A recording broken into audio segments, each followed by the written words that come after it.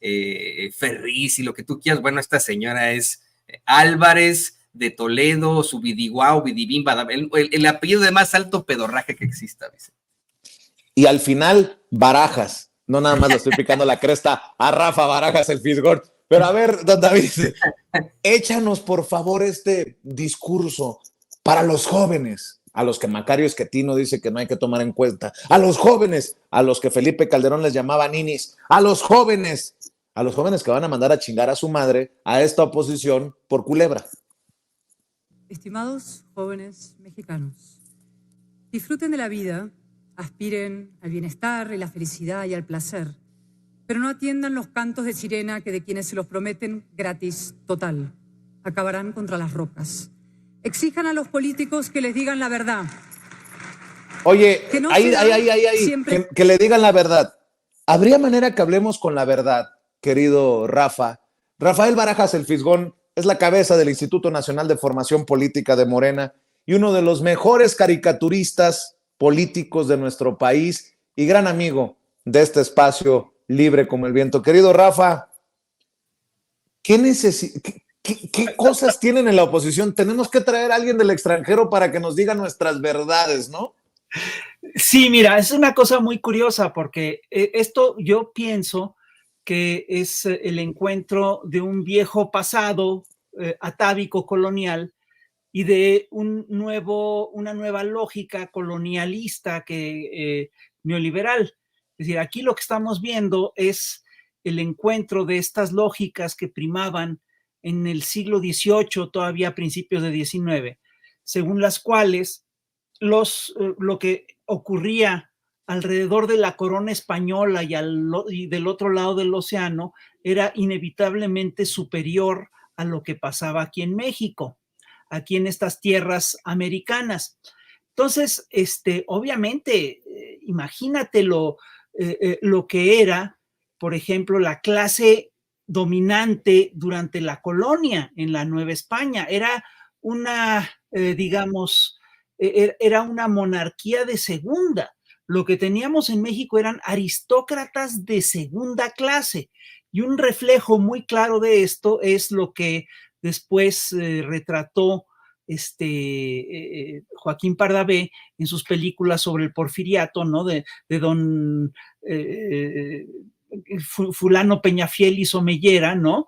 Que era efectivamente un aristócrata de tercera, eran aristócratas de tercera clase. Aquí están llamando a una aristócrata de primera. Estás hablando ni más ni menos de Cayetana Álvarez de Toledo, y que además es Cayetana Álvarez de Toledo y Peralta Ramos, 15ª marquesa de Casafuerte, una señora que además estudió en una universidad inglesa de alcurnia, que se pasea, que tiene un lugar importante en los medios españoles y que al final de cuentas, hay que decirlo con toda claridad, no es más que la Lili Telles que tienen allá en España. Es decir, es este tipo de figura, ¿no? Oye, chingona tu caricatura que estamos viendo en pantalla, por cierto. Muchas gracias. Silencio, silencio, que la marquesa va a dar cátedra de democracia.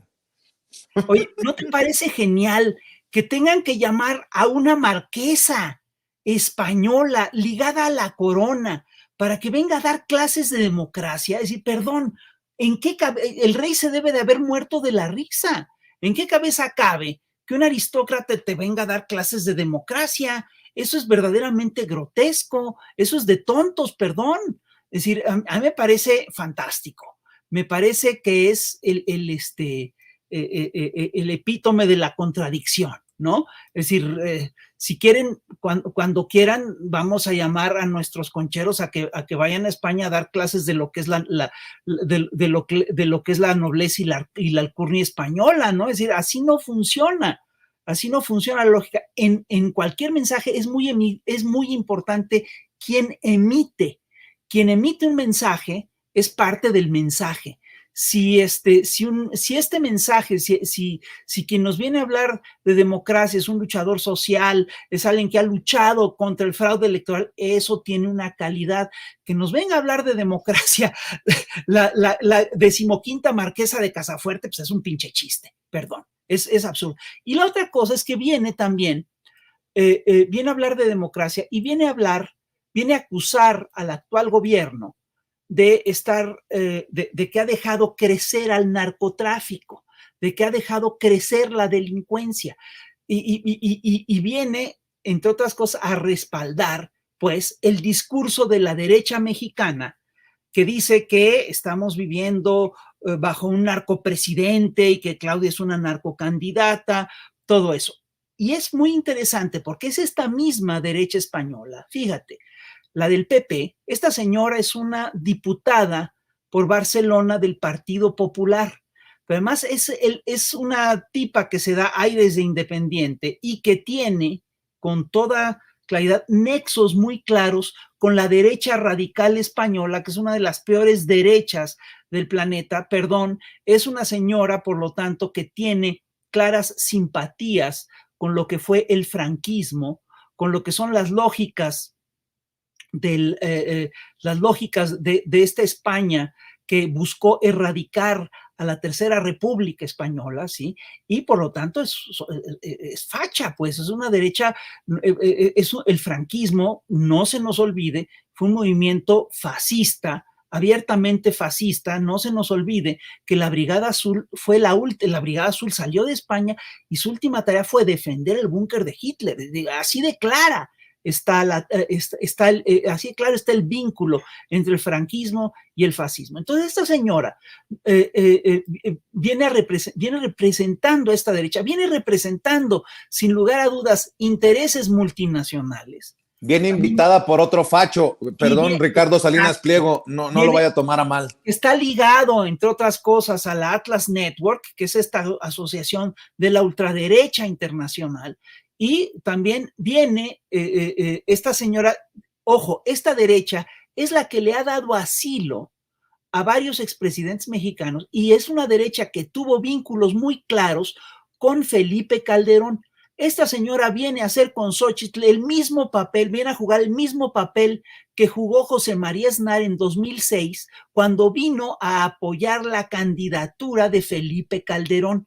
Es la misma asociación. Perdón, es una intervención de la ultraderecha internacional, de la ultraderecha internacional española, y es increíble porque vienen a criticar la política de combate al narcotráfico de Andrés López Obrador, que aunque no les guste, sí ha dado buenos resultados. Sin lugar a dudas, en el país sigue habiendo mucha violencia. Lo que acabamos lo que estamos viendo de Barrera, lo que acabamos viendo en Guerrero, es obviamente, son cosas que no deberían de ocurrir y que tenemos que combatir, pero todo eso se está combatiendo. Y esta señora viene a apoyar, a criticar esta política y por lo tanto apoyar las políticas que siguió Felipe Calderón, que es el señor que ese sí despertó el monstruo de la violencia en nuestro país. Hay que recordar, y esto hay que recordarlo siempre, que la violencia genera un círculo vicioso que va creciendo y que va en espiral. Hay casos muy claros de esto, ya lo hemos visto como el de Colombia, como los de Centroamérica, etcétera. Bajar la curva de la violencia es muy complicado, se está logrando. Esta señora viene a criticar eso.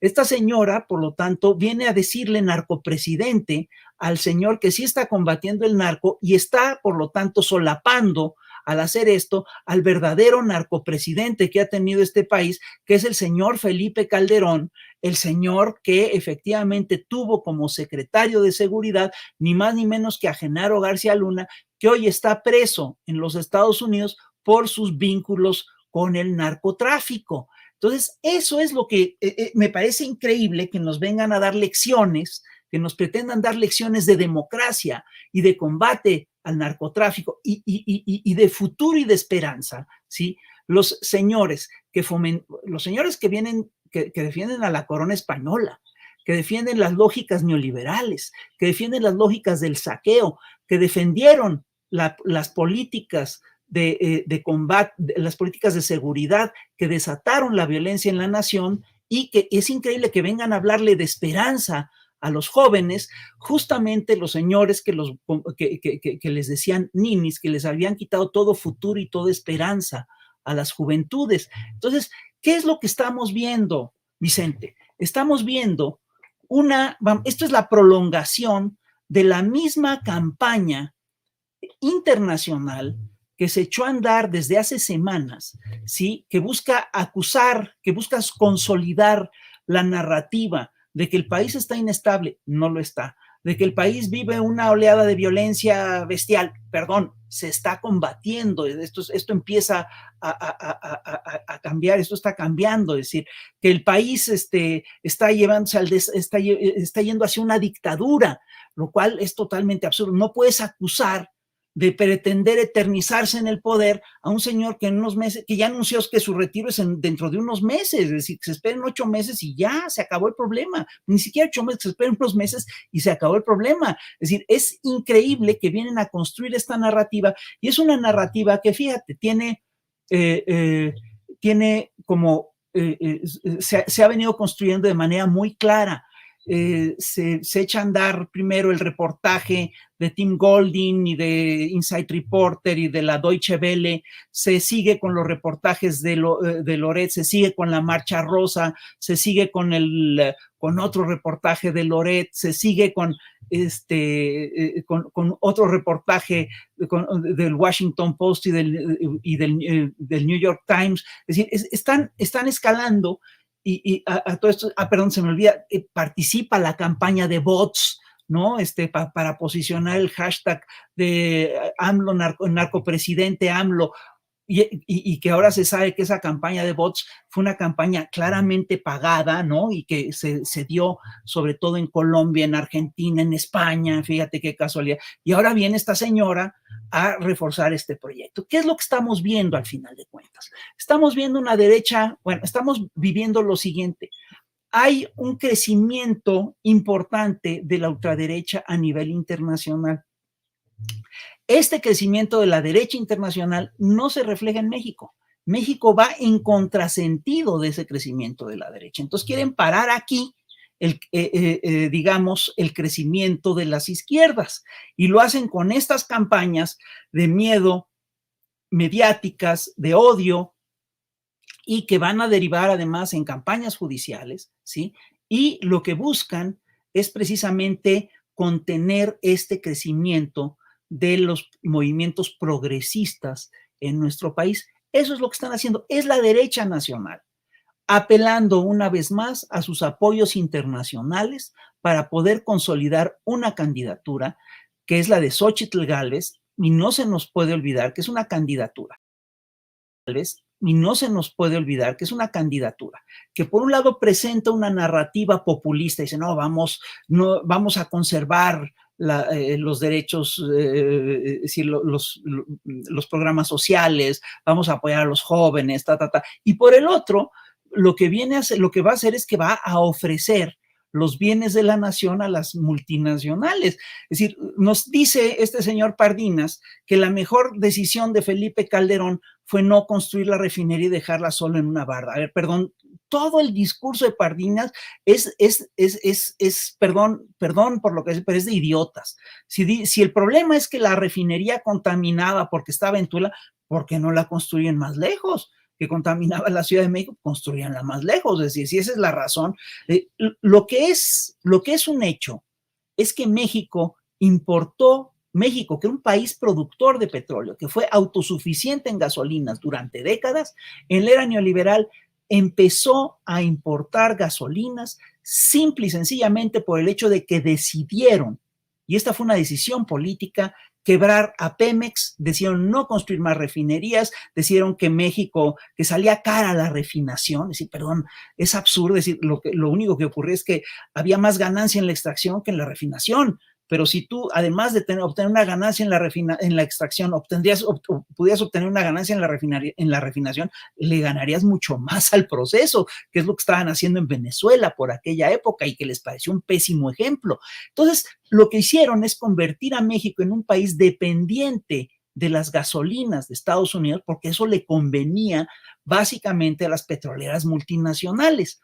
Y lo que ha hecho López Obrador es tratar de revertir esta tendencia y efectivamente hemos dejado de importar una cantidad importante de gasolina. Seguimos importando gasolinas, pero ya no tantas como las que importábamos en el 2017. Lo que quieren es que volvamos a importar el nivel de gasolinas que importábamos en la era neoliberal.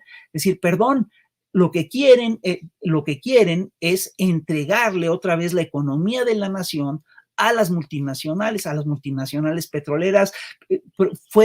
Te recuerdo que fue esta mujer, Xóchitl Gálvez, a ofrecer el litio a los Estados Unidos. Vienen sobre eso. Es decir, forman parte de esta reacción mexicana que considera que México tiene que ser un país colonial, tiene que ser un país supeditado a las otras potencias, que México sirve para extraer, para proveer materias primas a naciones más avanzadas, que son las que nos van a vender después los productos terminados. Es el viejo ejemplo de que nos piden que les vendamos Xóchitl viene a pedir que le vendamos todas nuestras naranjas a los Estados Unidos para que Estados Unidos nos venda el jugo de naranja. Es una cosa verdaderamente increíble. El tema es que es lo que están promoviendo son los negocios del extranjero. Y se olvidan de una máxima fundamental que dio origen a la Revolución Mexicana, que es la idea de que México debe ser para los mexicanos. La frase México para los mexicanos está en el origen de la Revolución Mexicana y es básicamente una frase que tiene una intención decolonial. Son unos colonizados, son unos señores que buscan sus aspiraciones del otro lado del mar, del otro lado de la frontera, que siempre pensarán que todo lo que viene de afuera es mejor, que aquí no se pueden hacer las cosas. Es decir, perdón, tienen un problema muy serio y es un problema además que lo que hace es que permite el saqueo y la sobreexplotación de los mexicanos. Ese es el punto final. Estamos a favor de que nos vengan a saquear, de que le vendamos petróleo barato a las multinacionales extranjeras para que ellas nos vendan gasolinas y diésel y productos terminados, o generamos los empleos aquí para que el país prospere y que esto sirva para el beneficio del grueso de los mexicanos. Esos son los dos proyectos de nación ante los cuales estamos. Y sí están muy desesperados porque están muy abajo en las encuestas. Pero yo sí quiero decirle una cosa a las gentes de la izquierda, a la gente morena. No se pueden confiar. Estamos ante una embestida internacional en forma. La intervención del New York Times, es decir, los artículos del New York Times, los de la Deutsche Welle, los de las cadenas de bots que vienen del extranjero, la intervención de la marquesa Cayetana, todo forma parte de la misma estrategia colonial. Si Morena se descuida, si Morena se confía, ¿sí?, van a permitir un avance importante de la derecha en nuestro país. Si Morena se confía, no va a lograr el plan C. Y el plan C es indispensable para lograr detener, entre otras cosas, la parte final de este plan. La parte final de este plan, y la han anunciado por todas partes, es judicializar el proceso. Están haciendo una guerra mediática, están tratando de instalar esta narrativa de que hay inestabilidad en el país, de que estamos ante un narcogobierno, de que el narco es el que lleva el control del territorio nacional, etcétera, para después hacerle un proceso judicial, ¿sí?, a Andrés Manuel López Obrador, y también para después buscar invalidar las elecciones y para lograr desestabilizar al gobierno de Claudia Sheinbaum. Eso es lo que estamos viendo. No nos podemos confiar. Es una embestida muy sólida, es una embestida muy fuerte y hay que tener muy claro que estamos enfrentando a actores internacionales sumamente poderosos. En esta embestida están los actores que estamos viendo, el PP, el Vox, el Atlas Network, está la derecha española, están las multinacionales eléctricas españolas que están muy molestas porque las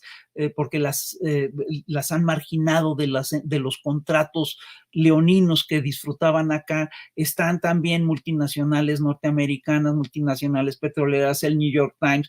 Son grupos de interés realmente muy poderosos que siempre han visto a México como botín. Entonces tenemos que defender a la nación, y aquí lo que es claro es que tenemos que defender a la nación en las elecciones. Es en las elecciones donde se juega, en las elecciones del 2024, donde se juega una parte importantísima del futuro de la nación. Entonces, yo sí les quiero plantear esto. Es una embestida muy seria y los mexicanos nos la tenemos que tomar muy en serio. O participamos en esta lógica entreguista y neoliberal, ¿sí? O nos defendemos y buscamos que efectivamente la riqueza de México le sirva a los mexicanos. Y pues la conclusión es muy simple: no nos confiemos. Viene una todavía más fuerte y tenemos, si Morena no quiere perder la elección, no quiere perder el plan C, ¿sí? Pues tiene que reforzar la defensa, la promoción del voto, tiene que hacer su trabajo en serio. Eso es lo que yo te diría. Pues qué interesante este análisis que haces, mi querido Rafa. Ojalá que tenga eco en todos lados, porque ya tenemos tú, nosotros, mucho tiempo, años, advirtiendo esta situación. Ojalá que nos demos cuenta, a pesar de que el presidente lo dice por sus propias razones, que la oposición no se ha portado tan mal, que nosotros nos estemos dando cuenta que sí hay una perversidad y que actuemos en consecuencia con lo que nos corresponde, y algún día podamos gritar como Paco Ignacio Taibo II: se las volvimos a meter doblada, camaradas, en las urnas, en las urnas. Mi querido Rafa, ya sabes que te quiero, te estimo, te respeto, igualmente, te admiro. Estamos al pendiente. Muchas gracias, Vicente. Bye.